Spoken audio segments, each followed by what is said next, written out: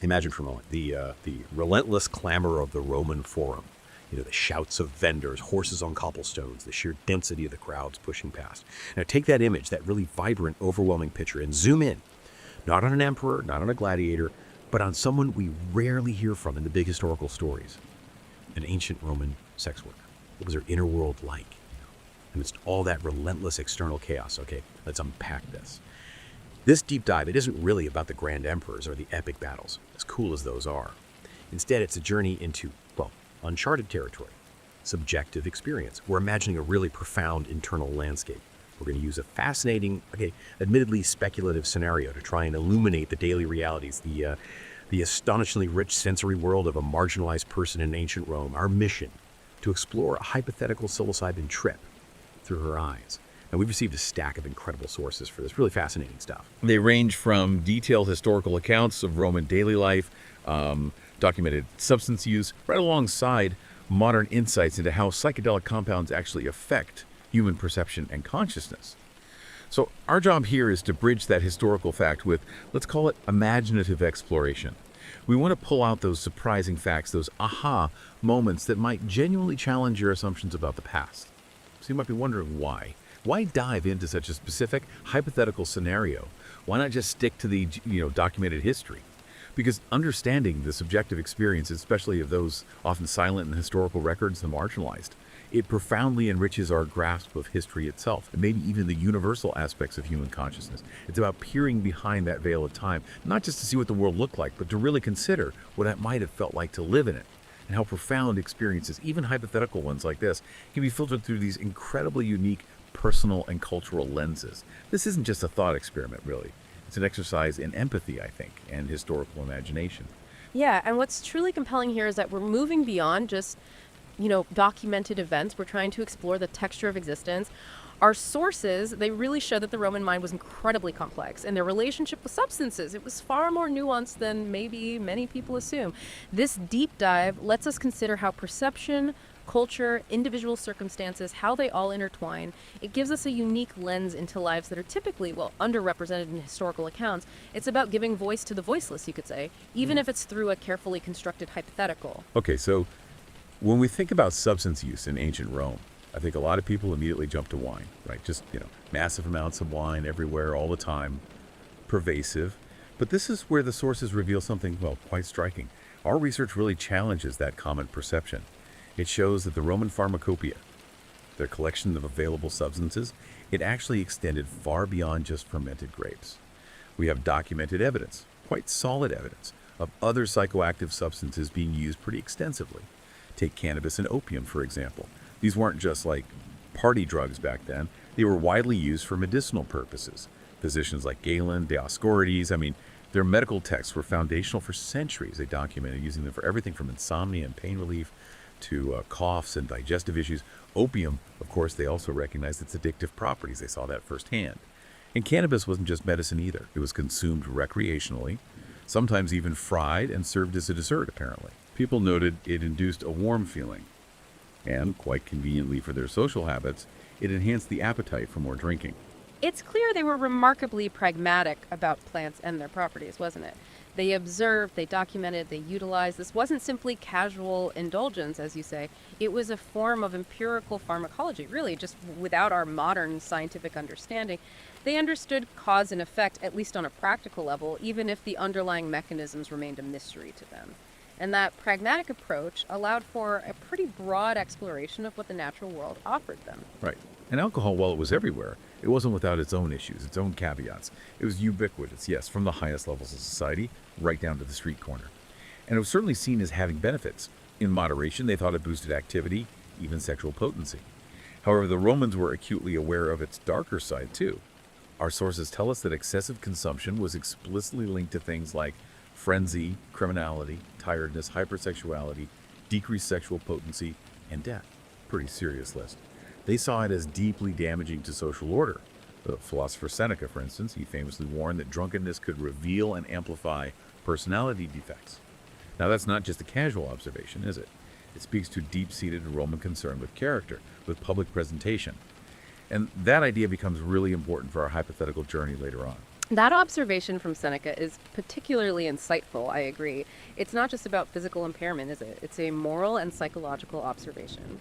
It implies a cultural understanding that substances could kind of strip away veneers, revealing deeper truths about a person's character, for better or worse. It's actually not that far from how some modern therapeutic approaches view psychedelics, as tools that can bring suppressed aspects of the psyche to the surface.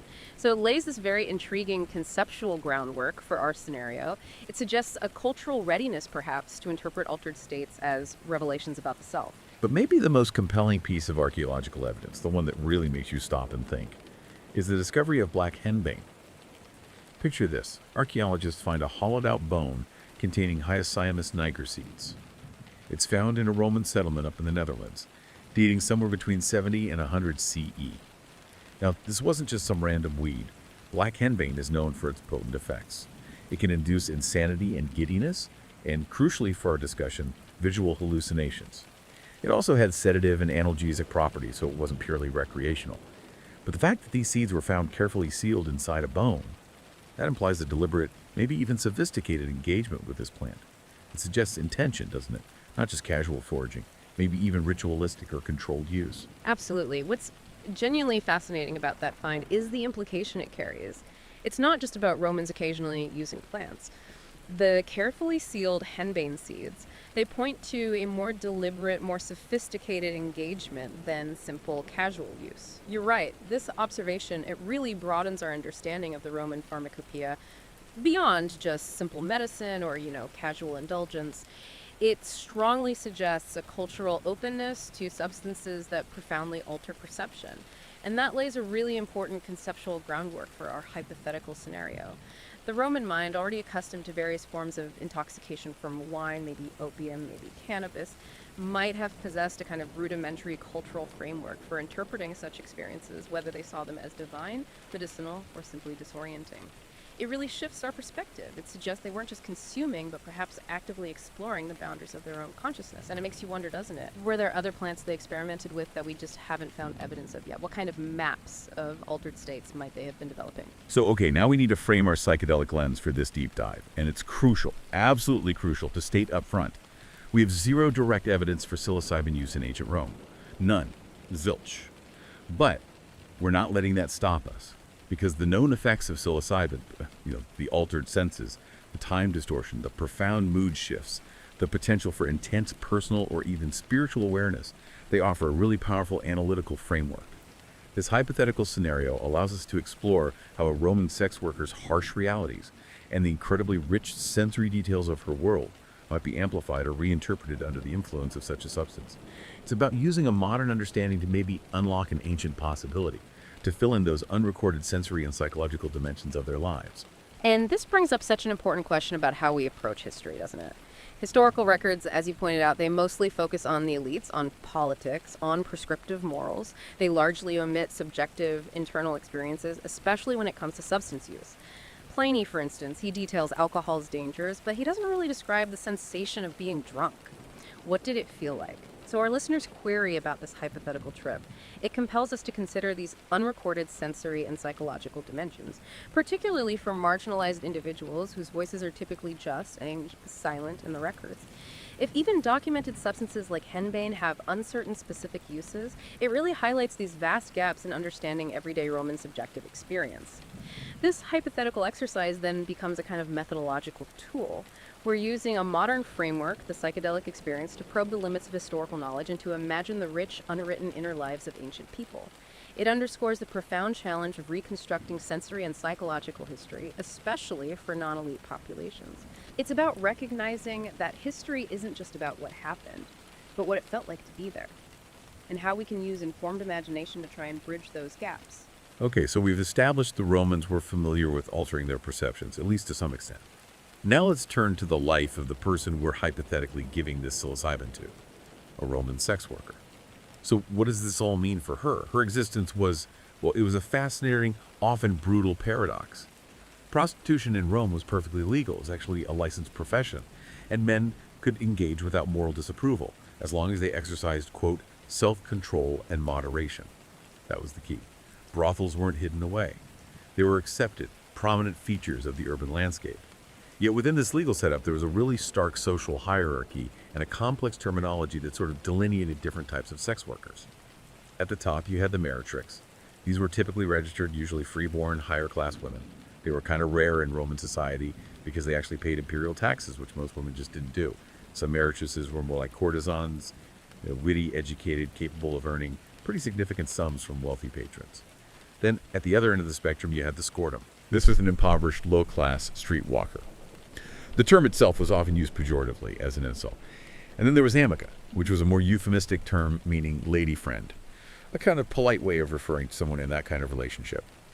So, if I'm getting this right, the meretrix might have had a sort of veneer of respectability, maybe outwardly, even if she was legally stigmatized, whereas the scordum was really at the absolute bottom of this social ladder. Is that a fair distinction for our listener, or was it maybe more fluid? You've hit on a really crucial point there about the nuances of status. While, yes, these terms could overlap sometimes, creating a kind of hierarchy of politeness, as you put it, your distinction is pretty accurate for understanding the lived experience. The meretrix might well have operated with more agency, perhaps even a degree of celebrity in certain circles, but the scordum faced relentless daily struggle and even greater societal contempt. What's also absolutely critical to remember is that the vast majority of prostitutes, regardless of their specific designation, were female slaves or freed women. Under Roman law, slaves were property. That meant it was perfectly legal for owners to force them into prostitution, and most, if not all, of their earnings went directly to their masters. While there might have been rare exceptions where a slave kept a tiny portion, it was definitely not common. And it wasn't just women either. Male prostitution existed and was socially permitted, with same-sex relationships between men being widely documented in our sources. So this complex social standing, legal yet simultaneously infamous, is absolutely central to understanding our sex workers' internal state. Right, and this brings us to the really severe consequences of their legal status. Prostitutes were legally designated as infamous persons, infomes. This wasn't just a social slur, it was a lifelong legal disgrace that basically stripped them of fundamental rights. They had precious few protections. They lacked significant legal protection, meaning they could be subjected to physical punishment without much recourse. They were barred from giving evidence in court, which made them incredibly vulnerable to false accusations or exploitation, you can imagine. And freeborn Roman citizens were forbidden from marrying them, which just reinforced their perpetual marginalization. The Larenum decree under Emperor Tiberius further solidified this stigma, forbidding even aristocrats from, quote, degrading themselves by prostituting their bodies for money.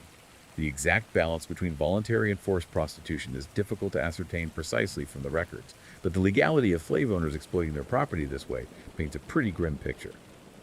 This profound lack of rights, the pervasive social disgrace, the constant potential for coercion, it would undeniably form a critical part of her internal state, heavily shaping her subjective experience. It truly reveals the profound paradox of Roman society's acceptance of prostitution, doesn't it?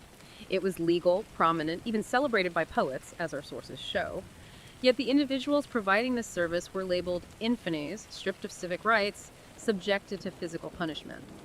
This isn't just simple hypocrisy, it's more like a strategic societal framework. It's designed to ensure a desired service was readily available while simultaneously controlling, exploiting, and preventing any real social mobility for those who provided it. The normalization of sex for sale, as some sources put it, coexisted with the intense shunning of prostitutes as people. This would create an immense psychological burden for our hypothetical sex worker.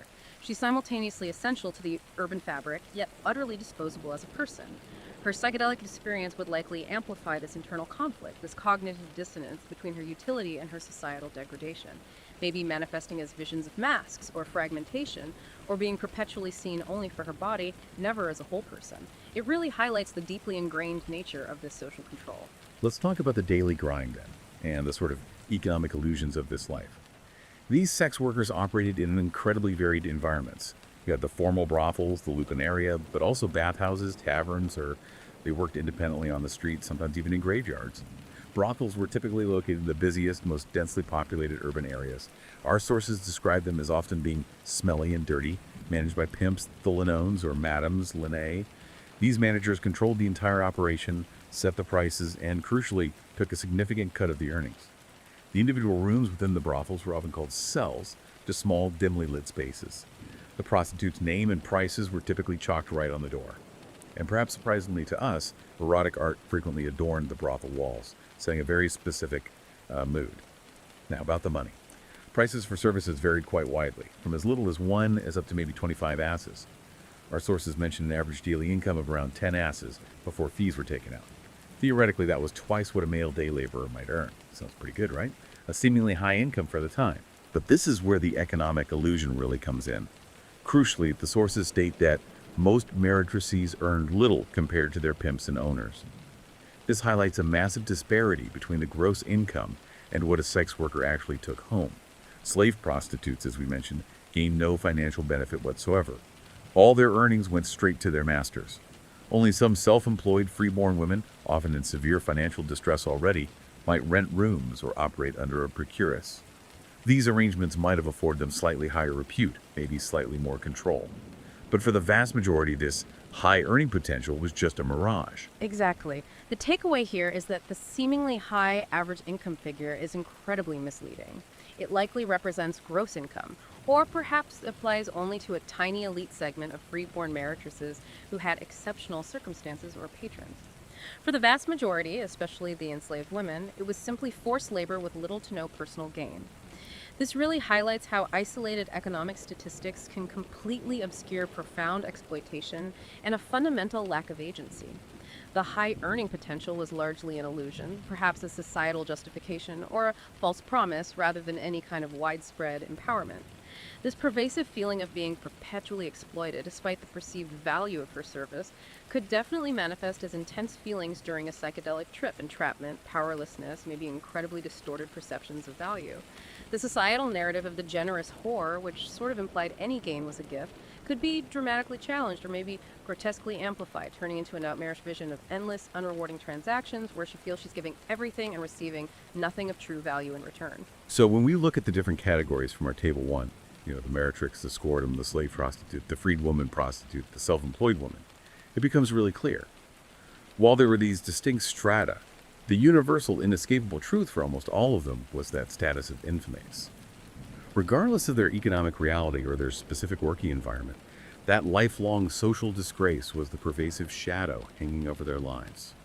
Even the meretrix, who earned significant sums, was still an infames in the eyes of Roman law and society. Can you elaborate a bit more on how this pervasive infame status would affect the daily lived experience? Even for a relatively successful meretrix, what was the practical impact of that label beyond just the legal prohibitions? That's a powerful question, because the legal status of infamies wasn't just some dry legal term. It permeated every single aspect of daily life. For a meretrix, even one earning significant sums, it meant a constant gnawing awareness of her societal degradation. She could never fully escape the stigma. Imagine having wealth, maybe even a degree of fame in certain circles, but being unable to marry a freeborn citizen, unable to give evidence in court if you were wronged, and knowing that society viewed you as morally corrupt and fundamentally dishonored.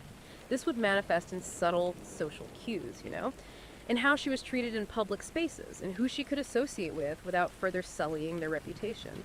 It created this constant internal conflict, a perceived success juxtaposed with perpetual social shunning. For the enslaved prostitute, well, infamia was simply another layer on top of their complete dehumanization. It amplified their lack of control and reinforced their status as property.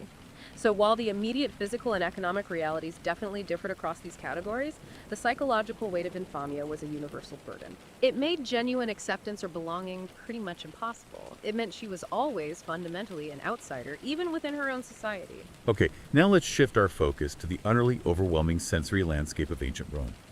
Let's really try and paint a picture of the world our sex worker would inhabit every single day. Imagine how a city of such constant, unfiltered sensory input would shape an altered state of consciousness. First, the sounds of the city.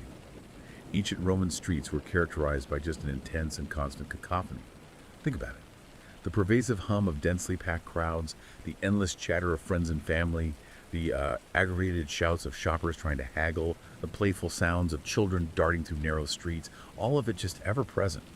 Add to that the insistent calls of vendors hawking their wares, spices, fine linen, even slaves.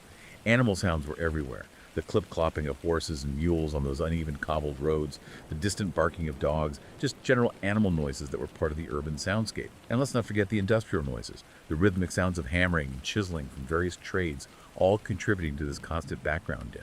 This constant, often overwhelming auditory environment wasn't just background noise. It was the baseline reality for a Roman sex worker. It's hard for us to truly grasp that level of constant, unfiltered noise, isn't it?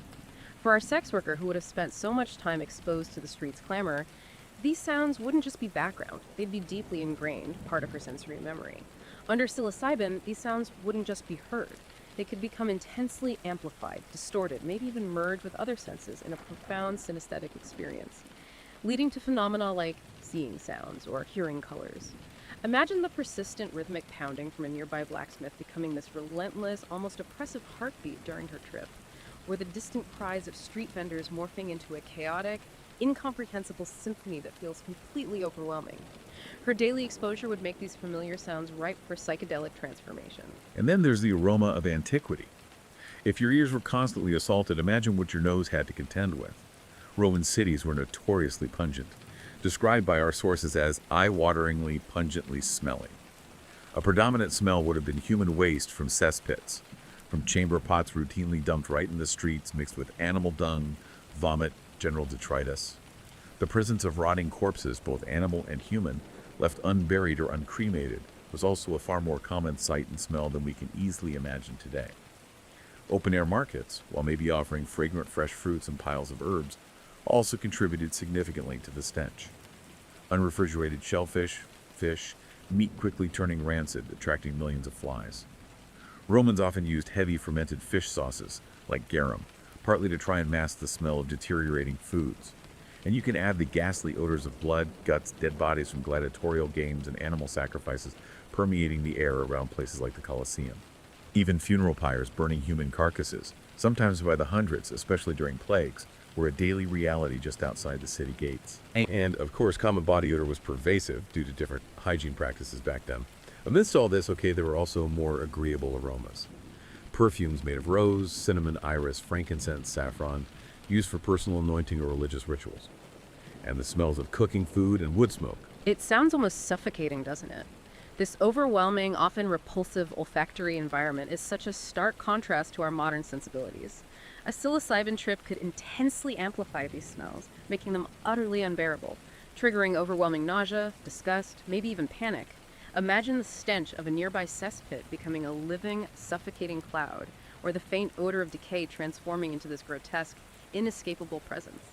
Conversely, those rare pleasant smells, a waft of expensive perfume from a client maybe, or the distant aroma of baking bread, might become extraordinarily vivid and beautiful, offering fleeting moments of exquisite olfactory bliss and respite. A stark contrast to her everyday reality, it would be a journey through an amplified world of scent, for better or for worse. Now, let's consider the tactile world a truly textured existence. Daily life in ancient Rome involved constant contact with various textures. The architecture itself featured rough stone tiles, commonly used in mosaics on floors and walls, alongside smooth plaster walls. Underfoot, uneven cobbled roads were a ubiquitous tactile experience, making every step a kind of negotiation with the terrain.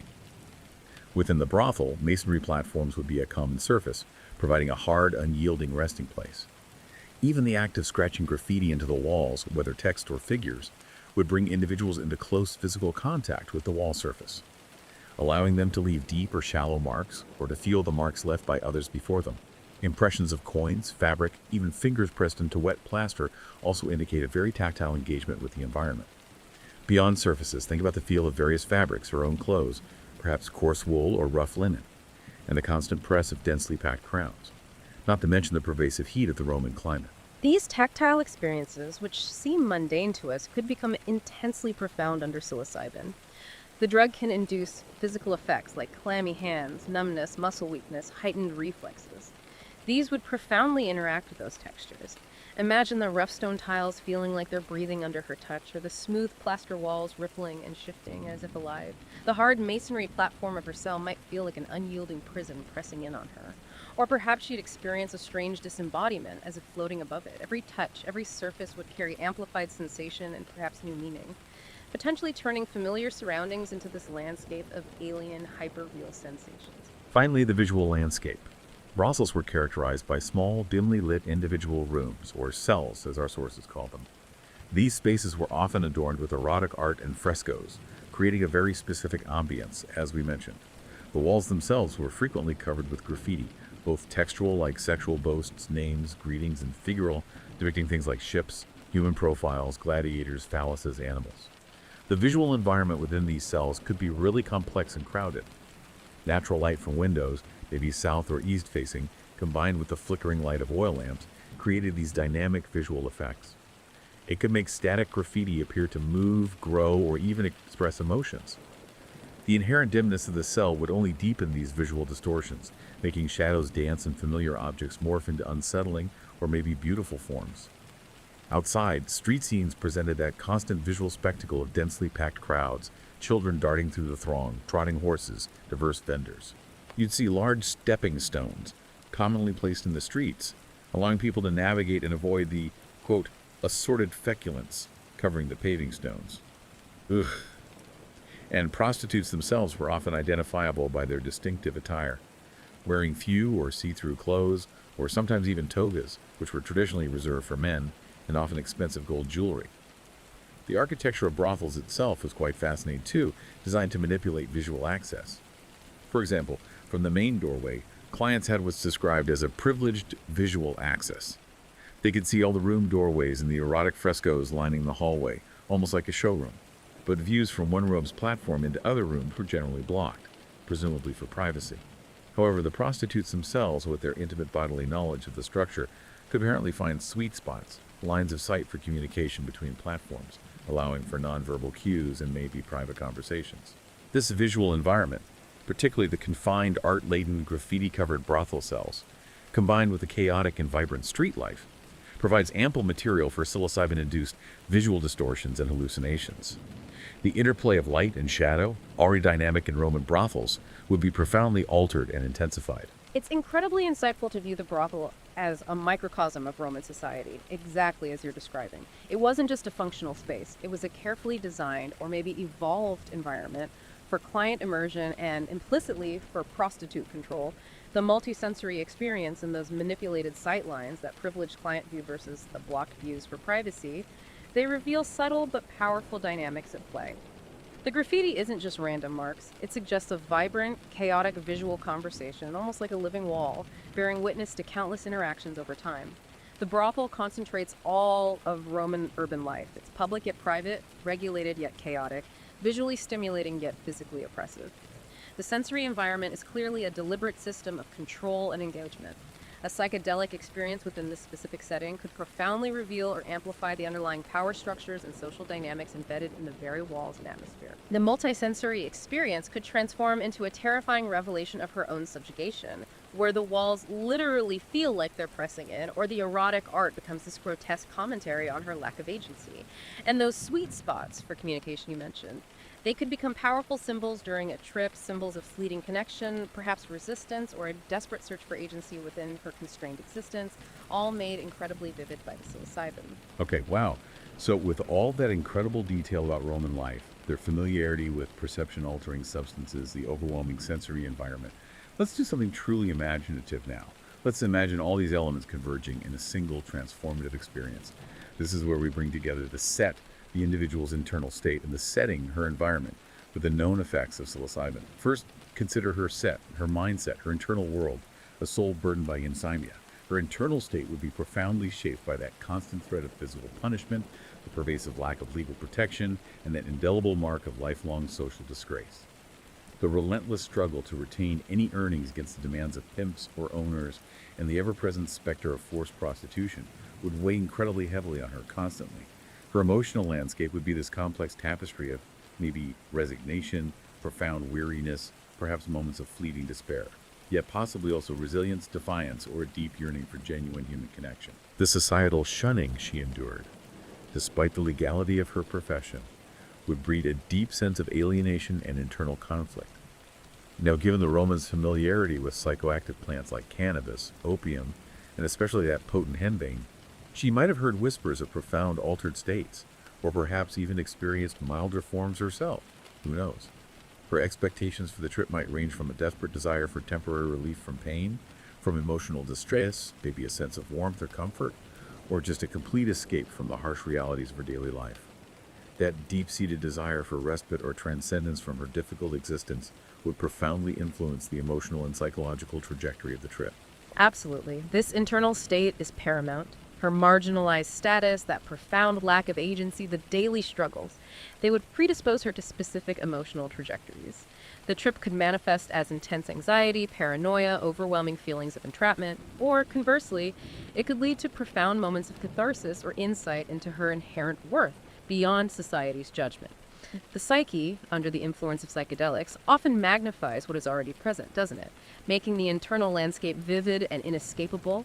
For someone living on the margins like her, a psychedelic journey could be a direct confrontation with their deepest fears, or, if conditions were somehow right, a powerful moment of internal liberation, however fleeting. Then there's the setting. Her immediate environment, the brothel cell, and the wider context of Roman society itself.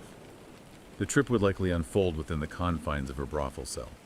That small, dimly lit room, adorned with erotic art covered in graffiti, prices chalked on the door a constant reminder of her transactional existence. The pervasive sounds of the brothel, other clients, fellow prostitutes, the manager, and the distant yet ever-present cacophony of the Roman city would absolutely penetrate that space. The distinct and often unpleasant smells of the brothel in the city would be inescapable, and the trip itself would be interpreted through the lens of Roman society's complex and often contradictory views on sex, morality, and the infamous status of prostitutes. The general acceptance of substance use for various purposes provides a kind of broad backdrop. But Seneca's belief that drunkenness revealed and amplified personality defects, that might instill a subconscious fear in her, a fear that the trip could expose or intensify her infamous nature or perceived moral failings in the eyes of others, or even herself. The physical and cultural environment doesn't just provide the raw material for the psychedelic experience. It actively filters and shapes it.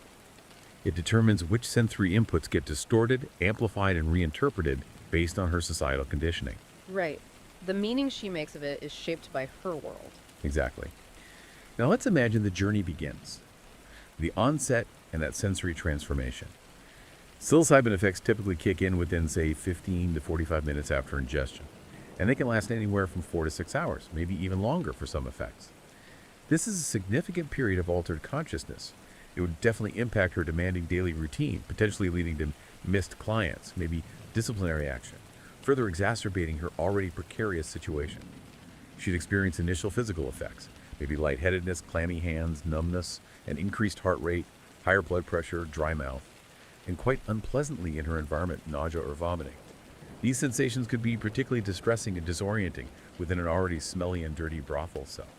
She might also feel muscle weakness or twitching, heightened reflexes, sweating, chills. Early signs of altered perception would include an initial confusion, disorientation with the world around her subtly beginning to distort, to shift. Then comes the sensory overload and transformation, which would be uniquely colored by her environment. Her visuals would be profoundly influenced by her immediate surroundings. Imagine the erotic frescoes and graffiti on the brothel walls just animating. Perhaps the figures in the frescoes, usually frozen in acts of pleasure, begin to writhe in discomfort or despair, their expressions shifting to mirror her own feelings of exploitation. The explicit phalluses on the walls might take on grotesque, absurd, or powerfully symbolic forms, maybe growing impossibly large or shrinking to nothing, reflecting the constant transactional reality of her daily life in a distorted, nightmarish way. The flickering lamplight, already creating dynamic visual effects in that dim cell, might intensify, casting shifting, vibrant patterns across the walls, making static images dance with a life of their own, or shadows morph into demanding clients or watchful overseers. The inherent dimness would only deepen these visual distortions, making shadows come alive and familiar objects morph into unsettling or maybe beautiful forms. And the sounds. Right, the sounds. The distant sounds of the Roman street. The clip-clop of horses. The insistent cries of vendors. The murmur and shouts of crowds could become intensely amplified, distorted, or merge with other senses in profound synesthesia. She might literally begin seeing sounds or hearing colors. The rhythmic hammering and chiseling from nearby workshops, that constant background noise, could transform into rhythmic, oppressive patterns or surprisingly musical ones, building in intensity until they feel like the very pulse of the city, or maybe the incessant demands of her masters. Imagine the sound of a distant bell becoming a shimmering golden light, or the shouting of a lino transforming into a piercing, discordant melody. It would be utterly disorienting. And the smells, oh, the smells we talked about. The pervasive and often unpleasant smells of the city and brothel human waste, decay, body odor could be intensely amplified, becoming utterly unbearable, triggering overwhelming nausea, disgust, maybe even panic. A faint whiff of sewage might become a suffocating putrid cloud, filling her lungs, inducing a profound sense of despair. Conversely, those rare pleasant smells, like lingering perfumes from a client or the distant aroma of fresh fruits or herbs from a market, might become extraordinarily vivid and beautiful, offering fleeting moments of exquisite olfactory bliss and respite, a sharp contrast to the dominant sensory landscape. She might be transported by the scent of a single rose, finding an almost divine comfort in its fleeting beauty. And the tactile world, too, would shift dramatically. Yes. The rough texture of the stone walls or the smooth, worn plaster might feel intensely alien, vibrant, or even alive under her touch. The stone might feel cold and unyielding, pressing in on her. Or conversely, feel warm and comforting, almost like a living entity. Her own body, perhaps feeling clammy or numb from the initial physical effects, interacting with the hard masonry platform of her cell. That could lead to a disembodied sensation, as if she were floating, observing her physical self from afar. Or, conversely, a hyper-aware, almost painful awareness of her physical form, acutely aware of every sensation, every touch of her clothing, every imperfection on her skin. And time itself, it would become fluid, distorted. A minute might feel like an hour, dragging out moments of distress, making them feel endless. She might relive a traumatic interaction, stretched out into an eternity of discomfort. Or, conversely, an hour might pass in an instant, making moments of euphoria or perceived freedom feel fleeting and impossible to grasp. This journey would absolutely delve into emotional and existential depths. The trip could evoke a really wide spectrum of emotions. She might feel giggly, excited, euphoric, maybe in awe of her surroundings, finding unexpected beauty in the distorted world. But more likely, perhaps, given her internal state and the setting, she could experience intense paranoia, anxiety, panic, or just feel utterly overwhelmed. Her pre-existing mood and the profound burdens of her life would be the major determinant of the trip's emotional trajectory, coloring everything she experienced. It's important to stress that the individual set, their mindset, especially for someone marginalized like her, profoundly shapes the experience, doesn't it? Absolutely. Psilocybin is known for inducing profound personal or spiritual experiences, and for a Roman sex worker, this could manifest in incredibly powerful ways. Imagine a temporary, profound feeling of inherent worth and dignity, transcending the societal disgrace of her infamia, a fleeting glimpse of a self unburdened by Roman judgment.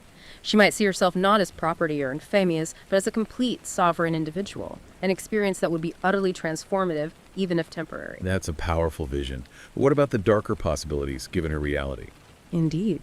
Conversely, she could experience a terrifying confrontation with exploitation. The harsh realities of her forced labor or economic subjugation could be experienced as overwhelming visions of inescapable chains, demanding masters, or endless dehumanizing transactions.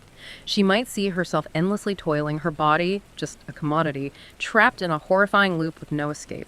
The sweet spots for communication she used in the brothel, those subtle lines of sight that offered fleeting connection, they might become symbolic of her deep yearning for genuine connection amidst purely transactional relationships. Or they might amplify the profound isolation of her infamous status, highlighting just how utterly alone she is. And what about the potential for delusion or maybe even danger during the trip? A bad trip could certainly lead to a false sense of self, where she believes she is something or someone she is not, perhaps imagining herself as a respected Roman matron or something. This could induce risk-taking behaviors, which could be particularly dangerous given her already vulnerable position. It could potentially lead to self-harm or further exploitation when she returns to ordinary reality. And remember Seneca's warning about alcohol revealing and amplifying personality defects? Yeah, that cultural lens. Exactly. That could be a deeply ingrained Roman cultural lens through which she might interpret the trip, potentially leading to profound self-condemnation or a terrifying confirmation of her perceived moral failings, as if the drug were exposing her infamous soul, confirming society's judgment. It's a vivid illustration of how cultural belief systems can filter even the most intense subjective experiences. And finally, there's the inevitable return coming down, the lingering effects. The primary effects of the psilocybin would gradually subside after those 5 or 6 hours. She might experience lingering confusion, disorientation, or a sense of profound exhaustion, leaving her utterly depleted. There's also the potential for flashbacks, feeling like she is reliving frightening or unsettling experiences from the trip. These could persist for days, months, or even years afterward. This could be particularly traumatic if the trip involved confronting the harsh, often brutal realities of her life, leaving her with a new, unsettling perspective or prolonged psychological distress. The aftermath of the trip would inevitably be a return to the same harsh realities, possibly with a new, unsettling perspective, highlighting the transient nature of any escape. And this brings us to a really powerful implication of this hypothetical journey. Psilocybin, in this context, acts as a profound form of social commentary. By hypothetically placing a marginalized individual like this sex worker in a psychedelic state, psilocybin's amplification effects implicitly critique and vividly highlight systemic injustices. Her infame status could become an overwhelming visual or auditory condemnation, maybe with spectral figures pointing and whispering accusations from the very walls of her cell. The forced nature of her labor could be experienced as a terrifying, inescapable loop of transactions, or as physical chains binding her, made viscerally real by the drug's effects. The pervasive sensory overload of Rome could transform into a suffocating, chaotic nightmare where the smells become unbearable and the sounds deafening. The psychedelic experience, therefore, becomes this powerful narrative device.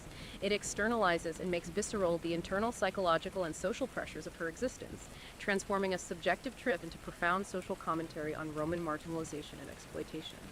What's also fascinating here is how this psychedelic experience could act as a kind of mirror of Roman philosophy. Recall Seneca's belief that alcohol revealed and amplified personality defects. This implies a Roman cultural concern with self-control, with public presentation. A psilocybin trip, with its potential for intense personal or spiritual awareness or a false sense of self, would inevitably be interpreted through this deeply ingrained Roman lens. The experience wouldn't just be a personal journey, it would be a profound philosophical challenge to the Roman understanding of the self and moral integrity. Would it be seen as divine revelation, a descent into madness, a terrifying unveiling of her infamous soul as judged by Roman societal norms, or maybe a fleeting glimpse of a true unblemished self free from societal chains? This hypothetical scenario pushes us to consider how such a deeply personal, consciousness-altering experience might have been understood within their specific cultural framework. Okay, let's try and bring this all together with some more concrete examples, looking at how general psilocybin effects might uniquely manifest in our Roman sex workers' context, drawing from our sources. For instance, just consider the sheer practical impact of the onset time and duration of the trip, lasting 4 or 6 hours. What would that actually mean for her day? Well, it could be devastating to her routine and livelihood. Such a significant period of altered consciousness would severely impact her demanding daily schedule. It could potentially lead to missed clients and disciplinary action from her Lino or Lena. For someone whose existence is already so precarious, so tied to consistent earnings, losing hours of work because of an internal experience could lead to severe physical punishment or further debt and exploitation. The very act of the trip, just in its duration, reinforces her lack of control over her own time and body. And what about those initial unpleasant physical effects, like nausea and vomiting, in a place like a Roman brothel? Imagine the already smelly and dirty brothel cell. Nausea and vomiting there would be particularly distressing, just amplifying the oppressive environment. The stench of human waste or stale air would become overwhelming, potentially triggering this vicious cycle of physical discomfort and profound psychological distress, transforming a simple physiological reaction into an inescapable nightmare within that confined space. We talked about altered senses and synesthesia. How might the chaotic Roman soundscape manifest visually for her? The bustling Roman marketplace sounds could indeed manifest as vivid visual patterns on the brothel walls, maybe swirling and coalescing like an abstract, vibrant tapestry of noise made visible. Or, conversely, the colors of the erotic frescoes might transform into auditory sensations, each vibrant hue emitting a unique, maybe unsettling sound, creating an overwhelming multisensory internal world where the boundaries between sight and sound just dissolve in a chaotic symphony reflecting her daily life. It would be disorienting, perhaps beautiful in a strange way, but ultimately overwhelming. And the distortion of time. How would that play out for someone in her specific circumstances? Altered time perception, where a minute feels like an hour, could make moments of distress, like confronting her exploitation or enduring an unpleasant client interaction, feel absolutely endless, dragging out her suffering into an agonizing eternity. Conversely, fleeting moments of perceived freedom from her infamia or rare moments of comfort might pass in an instant, highlighting the transient, almost cruel nature of any escape or solace she might find. The trip could become a kind of commentary on her life's perceived endlessness of suffering and the fleetingness of joy. Her visuals, particularly within the brothel, would be fascinatingly distorted. Can you elaborate a bit more on how the erotic frescoes or graffiti might appear? Absolutely. Those erotic frescoes could animate in ways that either mock or magnify her reality. Figures might morph into grotesque, leering forms, or maybe take on the distorted faces of her clients or pimp, their expressions shifting to reflect her deepest fears of control and exploitation. The graffiti, rather than static marks, could move, change, or even speak to her, perhaps scrawling new accusations or demands on the walls right before her eyes. Outside the cell, the chaotic street scenes could transform into overwhelming, abstract patterns, a dizzying kaleidoscope of crowds and animals, reflecting the sensory overload of Rome. Even the flickering lamps, already dynamic, could create intense, shifting light shows, making shadows dance with new, often unsettling meaning, as if the brothel itself were coming alive to torment or perhaps enlighten her. And the emotional shifts, euphoria, paranoia, anxiety, how specifically would these be tied to her life, do you think?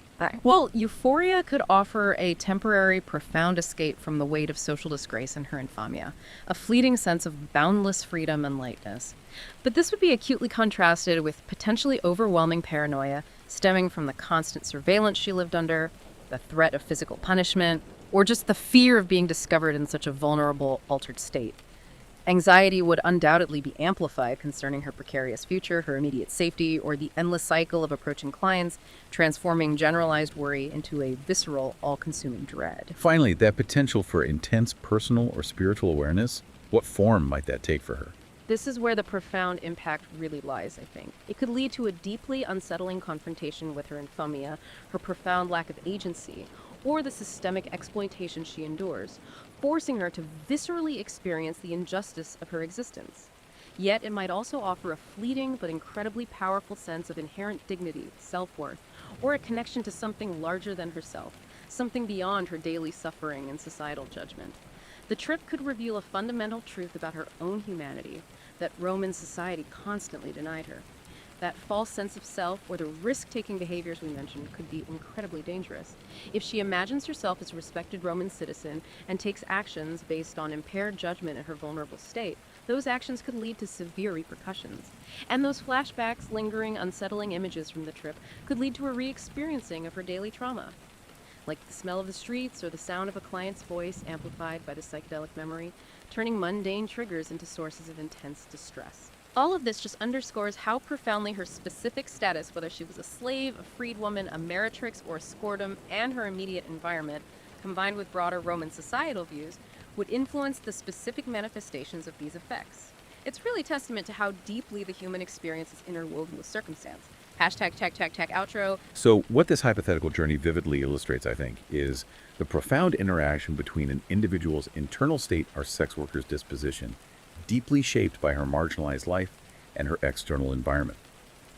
That sensory-rich, socially complex ancient Rome wasn't merely a backdrop. It was, as we've explored, an active shaper, all filtered through the transformative lens of a powerful psychoactive substance. It really underscores how personal circumstances and cultural context are active participants in subjective experience, not just passive scenery. While, yes, direct historical evidence for psilocybin use in ancient Rome remains elusive, this thought experiment, rigorously grounded in the available historical and pharmacological data, offers truly unique and, I hope, empathetic insights. It sheds light on the challenging lived experience of marginalized individuals in antiquity, particularly the constant sensory assault and profound social pressures they endured. The analysis reveals that the sensory overload of Rome was a fundamental aspect of daily existence and how that would critically impact any altered state of consciousness. It also deepens our understanding of the complex and often contradictory Roman attitudes towards sex, morality, and the use of perception-altering substances. Their pharmacopoeia reveals a more deliberate engagement with psychoactive plants than we might initially assume, providing a fascinating cultural context for the exploration of altered states.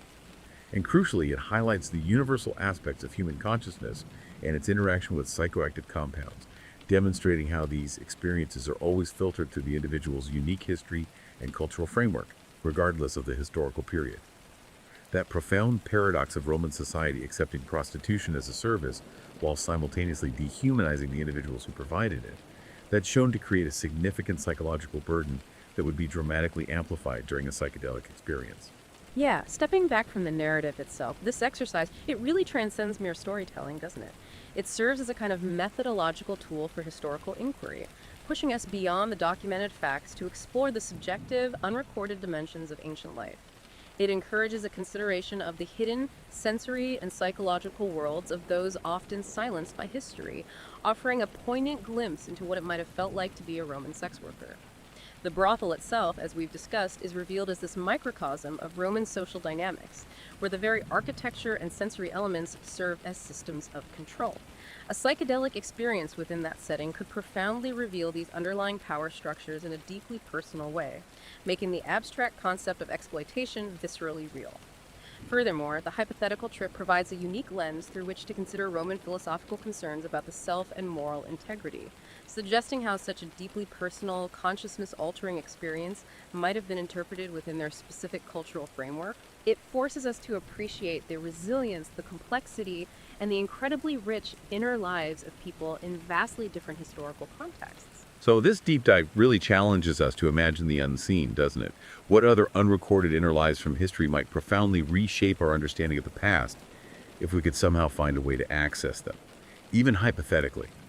It also encourages us, I think, to consider how our own cultural lenses shape our understanding of consciousness and self today, reminding us that every profound experience is interpreted through a unique frame, and that maybe empathy can be a powerful tool for historical understanding.